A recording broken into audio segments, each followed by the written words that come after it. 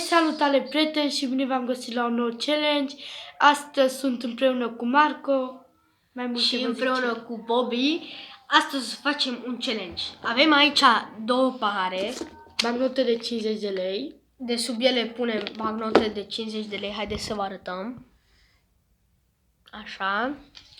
Și dacă o să vă place, nu uitați să apăsați butonul de like, să dați un subscribe, să dați un share acestui videoclip ca să ajungem cât mai mulți prieteni și abonați. Bușiți butonul de like. Haideți să începem. Încep tu? Hai că încep. Stați puțin să arătăm, să nu credeți că... Scuzați sunetul de pe fundal, dar avem un nepoțel mic și știți cum e cu copii mai mici. Da, fraților, 50 de lei. Cum filmează-mă tu? Filmează mai în jos. Așa. Asta putem să o scoatem până ca să se vede mai bine.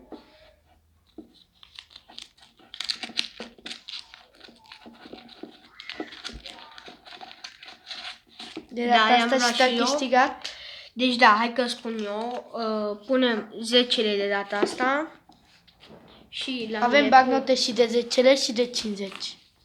Pun și mie 10 lei. Deci eu i-am scos din buzunarul meu. Încep eu? Da. Sper să filmez în poziția corectă. Mai aici, așa. Deci aici sunt banii mei, ăstea sunt lui.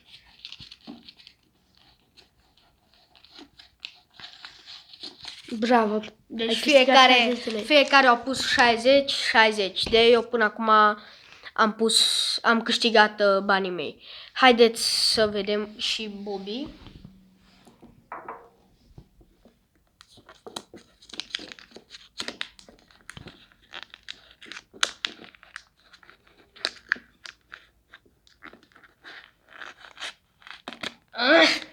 I-a luat și el 60 de lei, frații mei.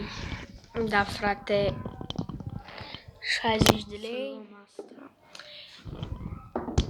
Dacă v-a plăcut acest videoclip, nu uitați să apăsați butonul de like, să dați un subscribe, să dați un share acestui videoclip și noi ne revedem data viitoare. Pa! La revedere!